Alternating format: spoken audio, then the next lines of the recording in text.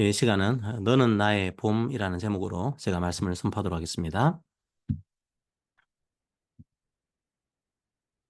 너는 나의 봄이라는 드라마가 있었습니다. 2021년도에 방송이 됐는데요. 이제 김동욱이라는 배우가 정신과 전문 의사로 나오죠. 이 방송을 하게 되는데 이 방송에서 마음에 심한 상처를 입은 분들한테 의학적인 조언을 합니다. 거기서 이런 말이 나옵니다. 제가 그대로 한번 인용을 해보겠습니다. 보통은 그렇게 말하죠. 상처가 생기면 다 열어서 제대로 봐야 한다.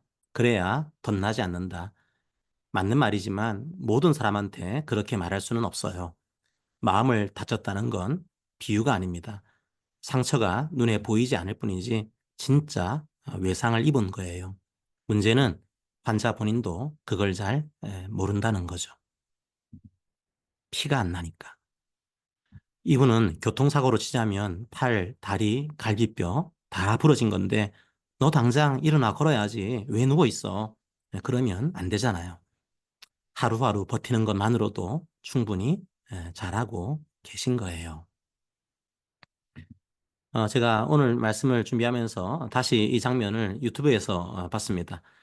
성경 말씀도 위로가 됐지만 드라마 대사도 참 위로가 됐습니다.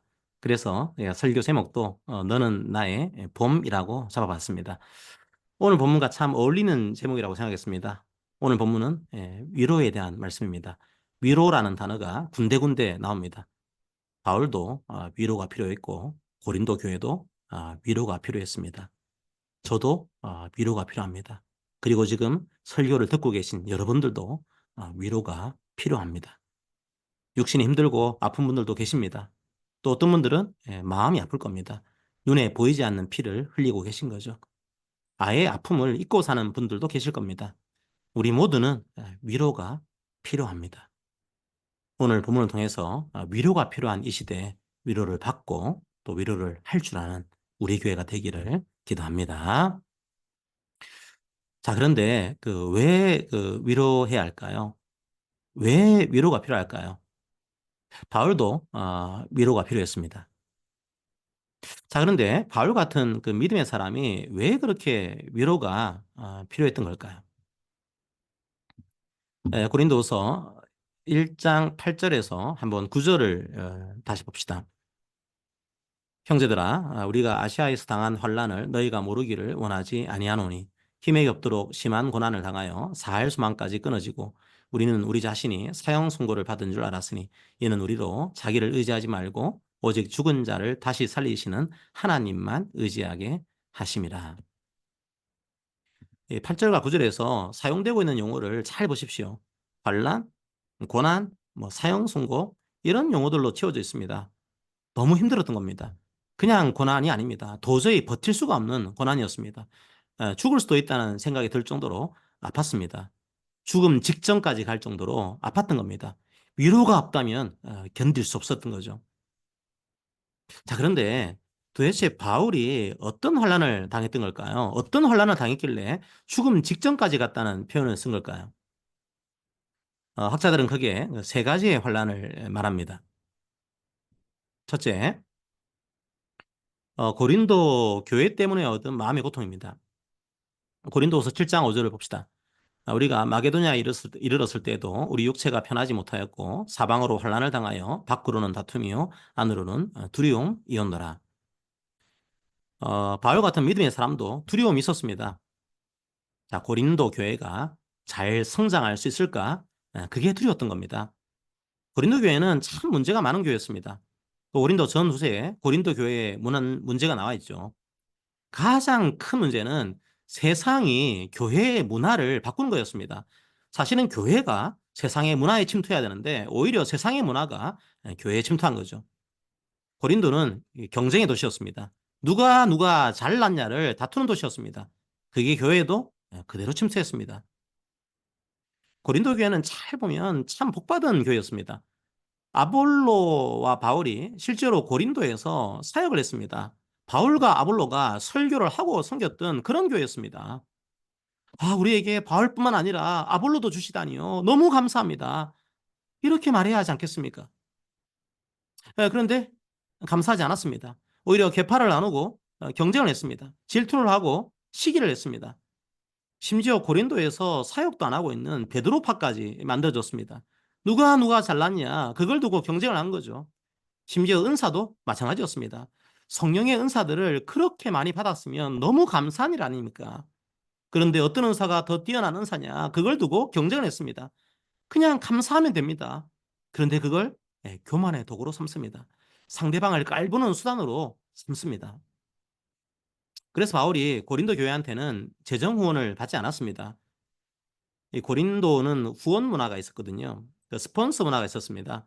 그 철학자나 예술가를 후원해주고 자신의 이름을 높이는 그런 문화가 있었던 거죠. 내가 후원한 사람이야. 그렇게 자랑한 거죠. 아마도 바울도 후원해주면 바울을 통해서 자기의 이름을 높였겠죠. 그래서 바울이 고린도의 그 문화를 잘 알고 후원을 받지 않았습니다. 그랬더니 또 후원을 안 받는다고 뭐라고 합니다. 바울은 이 육체노동을 천시하는 문화에서 천막을 만들어서 생계를 유지하고 있습니다. 돈도 별로 없는 사람이 후원도 안 받으니까 뒤에서 돈을 어떻게 하고 있는 거 아니야? 그런 말까지 합니다. 게다가 얼굴도 그렇게 잘생기지는 않았던 것 같습니다. 언변도 그렇게 탁월하지는 않았던 것 같습니다.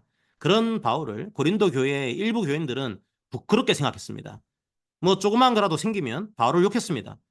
가진 것들이 많은 교회였지만 신앙적으로는 참 어린 교회였던 거죠. 크기와 숫자가 신앙을 말해주는 건 아닙니다. 그런데 바울도 참 대단하죠. 사실 이렇게 문제가 많은 교회라면 뭐 어떻게 하면 될까요? 그냥 떠나면 되지 않을까요? 도저히 내가 감당할 교회가 아니다. 그렇게 못마땅하면 나는 이제 갈란다. 그렇게만 하고 떠나면 되지 않을까요? 자, 그런데 바울은 그렇게 하지 않습니다.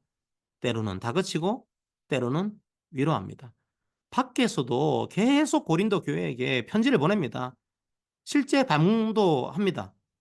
좋은 소리를 못 듣고요. 또 눈물을 흘립니다. 그리고 또 편지를 보냅니다. 고린도 교회를 사랑했던 겁니다. 자기를 부끄럽게 생각한 교회였지만 바울은 부모의 마음으로 고린도를 섬겼습니다. 그런데 여전히 잘 자라지 않습니다. 여전히 신앙이 약합니다. 그게 바울에게는 큰 아픔이고 상처였던 거죠. 피가 나지 않는 상처였던 겁니다. 둘째, 바울이 경험한 환난은 바로 육체의 질병입니다. 자, 고린도서 12장 7절과 8절을 읽어볼까요? 여러 계시를 받은 것이 지극히 크므로 너무 자만하지 않게 하시려고 내 육체의 가시 곧 사탄의 사자를 주셨으니 이는 나를 쳐서 너무 자만하지 않게 하려 하심이라. 이것이 내게서 떠나가게 하기 위하여 내가 3번 죽게 간구하였더니. 바울은 육체의 가시를 갖고 있었습니다.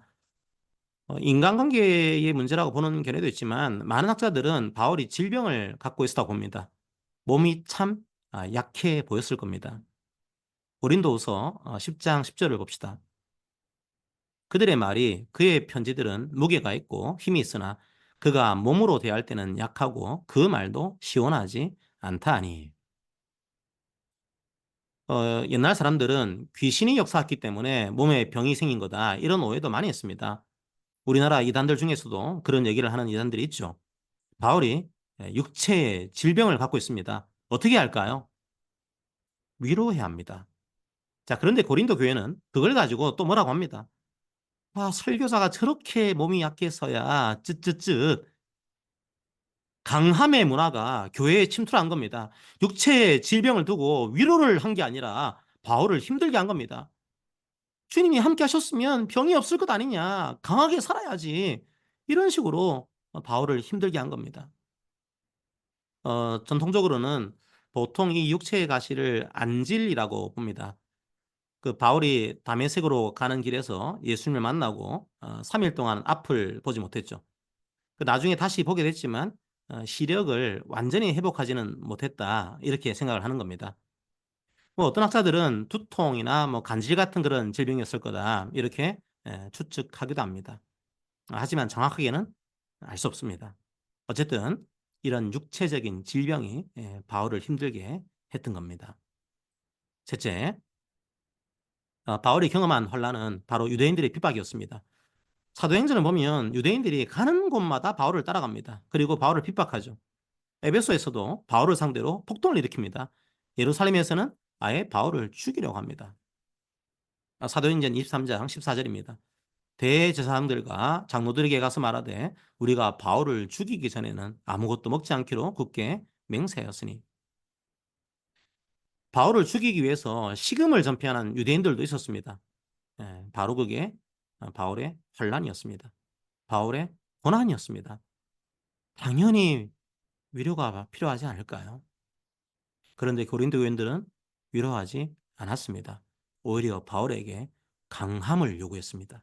자랑거리를 요구했습니다. 이런 상황에서 누가 바울을 위로했을까요? 물론 바울을 위로하시는 분은 하나님이십니다. 하나님이 위로하지 않으셨다면 바울은 무너졌을 겁니다. 그래서 바울은 3절에서 하나님을 위로의 하나님이라고 선포하고 있습니다. 3절을 다시 읽어보겠습니다. 찬송하리로다. 그는 우리 주 예수 그리스도의 하나님이시요 자비의 아버지시요 모든 위로의 하나님이시며. 고난 중에 있는 자들에게 하나님은 위로의 하나님으로 불려집니다. 세상은 모르지만 하나님은 아십니다. 피가 나지 않는 상처는 잘 알 수 없습니다. 하지만 하나님은 아십니다. 그래서 하나님이 위로하십니다.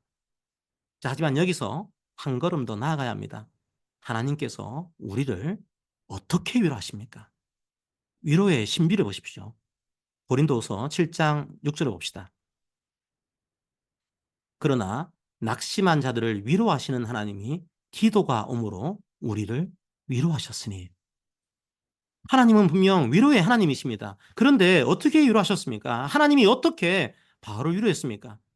기도를 보내서 위로하셨습니다. 바울에게 상처를 주는 사람들이 가득한 세상이었습니다. 하지만 옆에는 바울의 든든한 동역자가 있었습니다.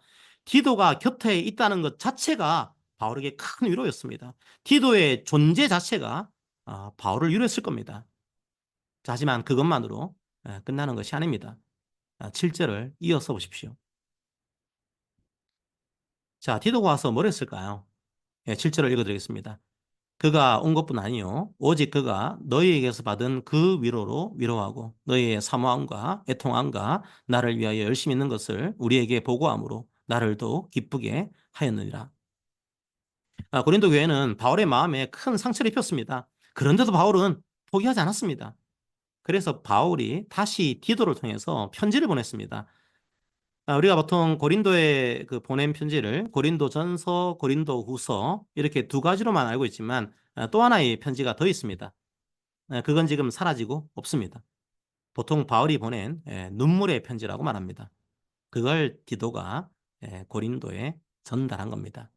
그리고 그 편지를 받고 고린도 교회가 다시 회복된 겁니다. 사모함과 애통함과 열심을 회복한 겁니다. 애통함이라는 말은 바울을 힘들게 한 일을 회개했다는 의미로 사용됐을 겁니다. 성도 여러분, 바울에게 가장 큰 위로가 뭐였을까요? 바로 고린도 교회가 든든하게 세워지는 거였습니다. 예전에는 바울이 그들을 위로했습니다. 이제는 어떻게 되었습니까? 이제는 그들도 바울을 위로하고 있습니다. 고린도 교인들이 이제 자기들의 죄를 고백합니다. 이제 바울을 보고 싶다고 말하고 있습니다. 눈물을 흘리면서 바울을 위로하고 있습니다. 고린도 교회가 다시 회복된 겁니다. 바로 그게 바울에게는 가장 큰 위로입니다. 성도 여러분, 하나님은 말씀을 통해서 우리를 위로하십니다. 그리고 기도하고 찬양할 때 우리를 위로하십니다. 하지만 그것보다 더 큰 위로도 있습니다. 하나님은 사람들을 통해서 우리를 위로하십니다. 믿지 않았던 자가 입술로 신앙 고백을 합니다. 교회에서 그것만큼 큰 위로가 어디 있을까요? 위로받는 것도 힘겨워했던 사람이 이제 힘겨워하고 있는 다른 사람들을 위로합니다. 그 정도로 신앙이 자란 겁니다. 그 모습만큼 큰 위로가 어디에 있겠습니까? 바로 그 위로를 바울이 받은 겁니다. 그런데 왜 바울이 포기하지 않았을까요? 왜 그렇게 가시로 찔러대는 고린도 교회를 사랑하고 위로했을까요? 고린도 교회의 모습 속에서 자기를 보았기 때문 아닐까요? 자기가 바로 그런 인물이었습니다. 예수를 믿는 사람을 죽이는 게 자기의 소명이라고 생각했습니다. 바로 그렇게 증오심에 불타 있었던 자기를 주님은 포기하지 않으셨던 겁니다. 그리고 만나 주셨습니다. 그리고 삶의 고비 때마다 자기를 위로하셨습니다. 아직 연약한 고린도 교회를 볼 때마다 바울은 자기의 과거를 떠올렸을 겁니다. 그리고 그런 자기를 위로하신 주님을 떠올렸을 겁니다. 성도 여러분, 왜 우리가 위로해야 합니까? 왜 위로가 필요합니까?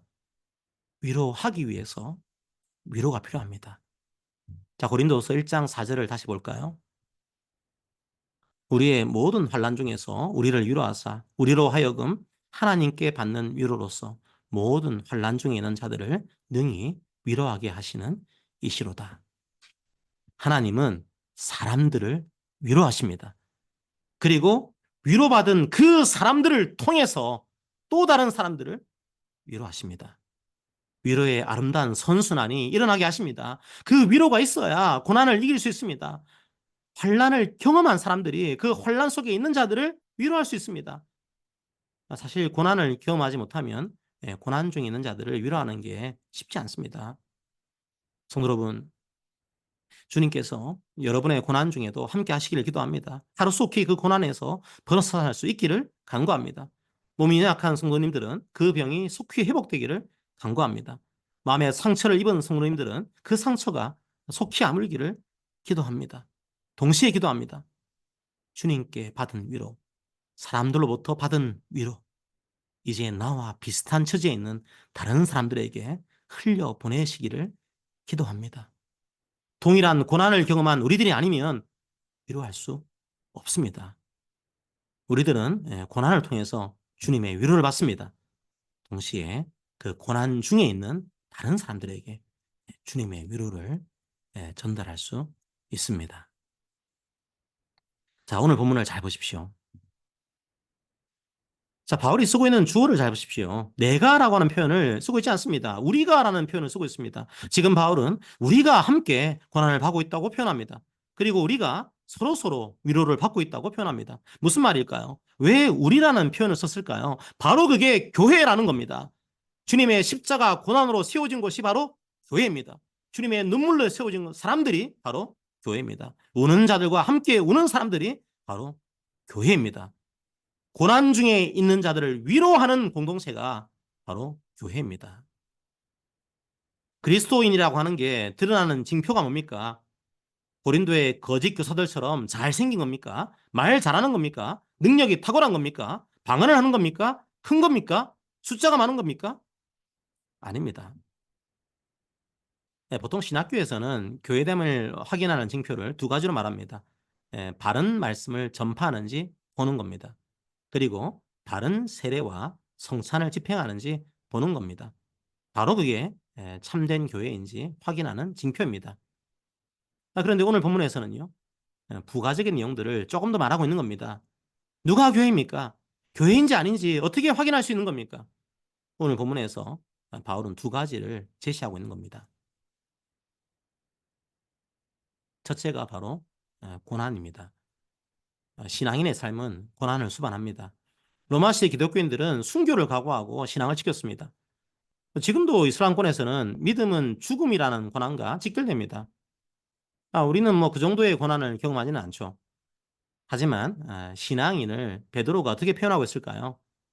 나그네라고 표현합니다. 영어로 번역하면 에일리언입니다. 외계에서 온 사람입니다. 삶의 가치가 다른 겁니다. 삶의 가치가 다르니까 당연히 힘듭니다. 그렇게 살려고 하다 보니까 때로는 몸도 지치고 마음도 지칩니다. 우리는 구원받은 백성이지만 여전히 힘겨운 이 땅에서 살고 있습니다. 일하는 게 쉽지 않습니다. 직장에서는 스트레스를 받습니다. 몸도 예전 같지 않습니다. 가정에서도 갈등이 있습니다. 인간관계에서 오는 피로감도 만만치 않습니다. 그 복잡한 인생의 골목길 속에서 주님의 길이 어디인지 찾아가는 게 그렇게 쉬운 게 아닙니다. 몸과 마음이 다 지쳐 있습니다. 하지만 우리는 주님의 위로하심을 알기에 다시 주님 앞에 나옵니다. 우리는 다시 말씀 속에서 위로를 얻습니다. 다시 기도를 하면서 은혜를 회복합니다. 하지만 그것으로 끝이 아닙니다. 교회에 와서 서로가 서로를 위로합니다. 바로 그게 교회의 징표입니다. 위로가 교회의 또 다른 징표입니다. 그리스도께서 우리를 위로하셨기 때문에 우리도 위로해야 합니다. 그 위로를 받은 사람이 또 다른 고난 중에 있는 사람을 위로합니다. 온통 위로하는 사람들로 교회가 채워집니다. 그게 교회입니다. 주님께서 주님의 이름으로 고난받는 우리를 보셨습니다. 그래서 우리의 위로가 되셨습니다. 주님이 바로 우리의 봄입니다. 우리의 위로이십니다. 이제 주님의 그 본을 우리가 보아야 합니다. 이제 우리가 다른 사람들의 봄이 됩시다. 우리가 성도들의 위로가 됩시다. 그래서 우리가 교회됨을 증가합시다. 우리의 위로는 우리의 신앙 고백입니다. 내가 어떻게 다른 사람들을 위로할 수 있어? 난 자신이 없어. 아마도 그렇게 말하실 것 같습니다. 예, 맞습니다. 저도 마찬가지입니다. 다른 사람을 위로하는 것, 그렇게 쉬운 일은 아닙니다. 하지만 또 그렇게 어려운 일도 아닙니다. 자, 이왕 드라마로 오늘 말씀을 시작했으니까 그 드라마의 한 내용으로 오늘 말씀을 마무리하도록 하겠습니다. 한강 다리에서 자살을 하려고 하는 사람이 있었습니다. 그런데 자가용 안에서 이런 멘트가 흘러나옵니다. 그런데 또 사람을 살리는 건 결국 그런 거예요. 내가 네 이야기를 들어줄게. 내가 네 앞에서 무슨 말이라도 해줄게. 너가 혼자 있게 두지 않을게. 내가 널 지켜보고 있을게. 세상이 너무 깜깜해서 딱 놓고 싶은 사람들에게는 깜빡거리는 불빛 하나만 보여도 멀리서 지켜보기만 해도 손끝만 살짝 닿아도 그걸로 충분하거든요. 그 멘트를 듣고 자가용 안에 있는 사람들이 자가용 불빛을 자살하려는 사람에게 비춥니다. 그리고 그 사람을 부릅니다. 그것만으로도 충분히 그 사람을 살릴 수 있습니다. 세상에 사는 드라마 속의 말 한마디도 사람을 이렇게 위로합니다. 하물며 주님의 말씀이면 어떻겠습니까? 성도 여러분, 주님은 우리들을 사랑하십니다. 우리를 위해서 고난받으셨습니다. 십자가의 죽음과 부활로 죽었던 우리를 살리셨습니다. 세상 끝날까지 함께 하실 것이라고 약속하셨습니다. 세상의 위로와는 비교가 안 되는 위로입니다. 오늘도 그 말씀으로 우리를 위로하십니다. 우리는 그런 위로를 받은 자들입니다. 어떻게 해야 할까요? 우리도 위로해야 합니다. 우리의 믿음의 분량만큼 위로합시다. 말하기 어려운 성도님들은 고난 중에 있는 분들을 멀리서라도 지켜봅시다. 안을 수 없는 성도님들은 고난 중에 있는 분들의 손끝만이라도 스쳐봅시다. 바울도 고린도 교회가 회복되었다는 디도의 말 한마디로 위로를 받았습니다. 세상은 생각이 조금만 달라도 위로가 아니라 조롱을 합니다. 혐오를 합니다. 하지만 교회는 주님의 십자가를 바라보면서 조심해야 합니다. 우리가 위로하고 있는 것인가? 조롱하고 있는 것인가? 돌아봐야 합니다. 마지막으로 권면합니다. 교회는 교회 공동체 내에서만 위로해서는 안 됩니다. 이 땅의 아픔과 고통도 함께 슬퍼야 합니다. 온 세계의 힘겨움도 보아야 합니다. 그리고 고통당한 모든 사람들을 향해서 위로해야 합니다. 세상 속에서 우리는 주님의 위로를 드러내야 합니다. 하지만 이 시간 무엇보다 고난 중에 있는 우리 교회 모든 성도들에게 주님의 위로하심이 가득하기를 축복합니다. 그리고 그 위로의 신비가 우리를 통해서도 드러나기를 축복합니다. 서로가 서로의 봄이 되기를 축복합니다. 함께 이 찬양으로 서로를 축복했으면 좋겠습니다. 서로를 위로했으면 좋겠습니다. 함께 주님의 말씀으로 위로합시다. 함께 찬양합시다.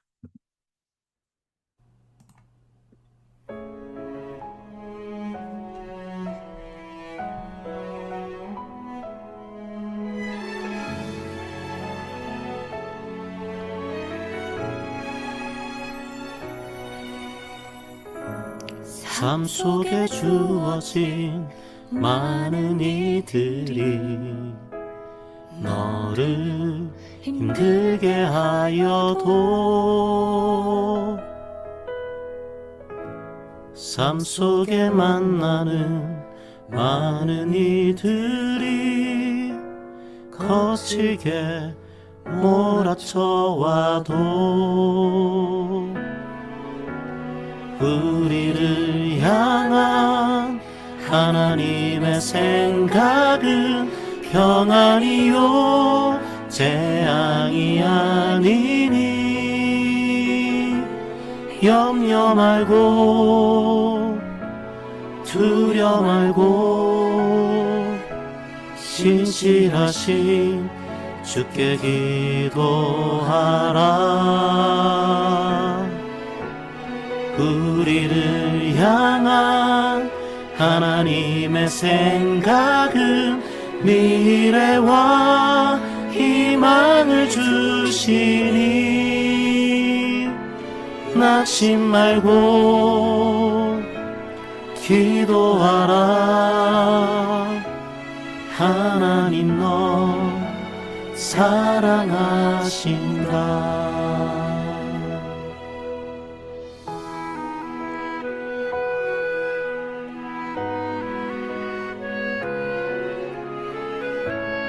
여호와의 말씀이니라. 너희를 향한 나의 생각은 내가 아나니 평안이요 재앙이 아니니라. 너에게 미래와 희망을 주는 것이니라.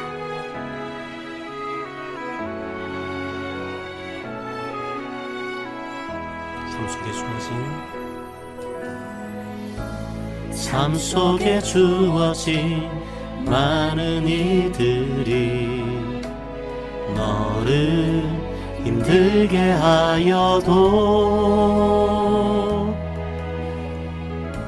삶 속에 만나는 많은 이들이 거칠게 몰아쳐와도 당신을 향한 하나님의 생각은 평안이요 재앙이 아니니 염려 말고 두려 말고 신실하신 주께 기도하라. 당신을 향한 하나님의 생각은 미래와 희망을 주시니 낙심 말고 기도하라. 하나님 너 사랑하신다.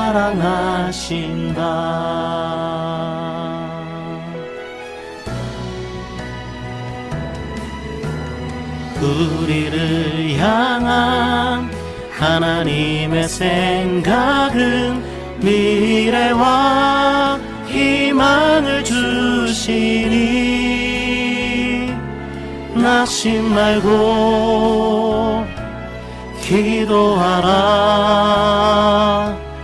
하나님 넌 사랑하신다. 하나님 넌 사랑하신다.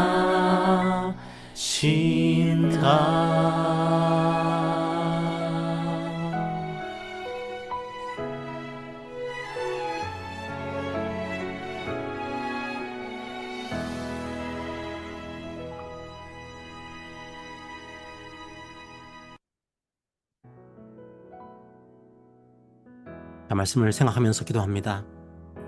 주님, 상처가 많은 시대를 살고 있습니다. 상대방을 위로하는 것이 아니라 조롱하는 시대를 살고 있습니다. 심지어 교회 내에서도 서로가 서로의 상처를 덧나게 할 때가 있습니다. 하지만 바울은 주님의 고난을 보았고 주님의 위로를 보았습니다. 그래서 주님을 본받아서 고린도 교회가 위로할 수 있을 때까지 바울도 위로했습니다. 결국 서로가 서로를 위로하는 모습을 우리가 보았습니다. 우리 교회도 그러하기를 원합니다. 주님의 말씀대로 살아가기가 힘겨울 때가 있습니다. 낙담하고 실망할 때가 있습니다.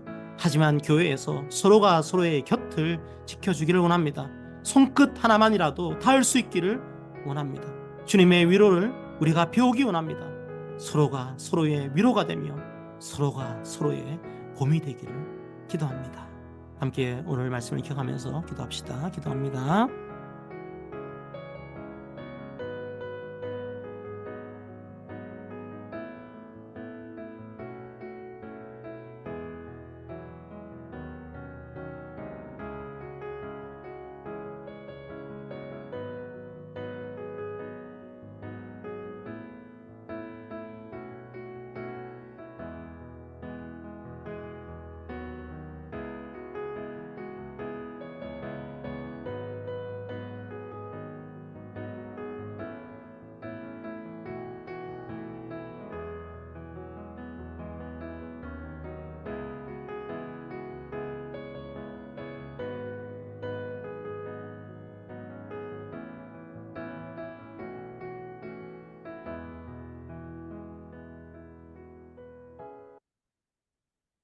사랑하는 하나님 아버지, 감사합니다.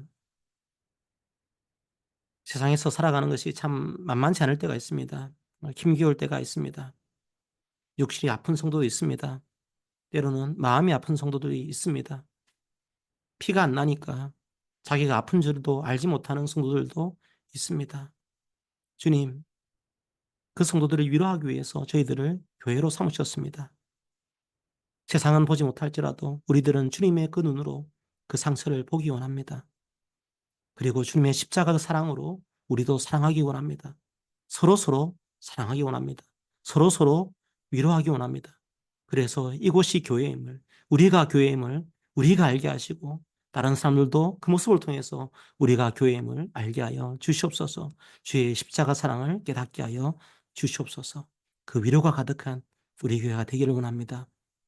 이 자리에 나와 있는 우리 성도들 가운데 힘겨워하는 지체들 주님께서 기억하시고 주의 말씀으로 위로하여 주시옵소서. 주의 위로로 충만하게 채워 주시옵소서. 감사드립니다. 예수님 이름으로 기도합니다.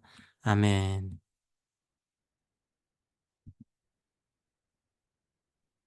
예, 서로가 서로에게 권면합니다. 사랑하는 성도 여러분, 우리는 주님의 고난과 주님의 위로를 알고 있습니다. 이제 우리에게 주님의 사역을 맡기셨습니다. 조롱과 혐오가 우리의 언어가 되지 않게 기도합시다.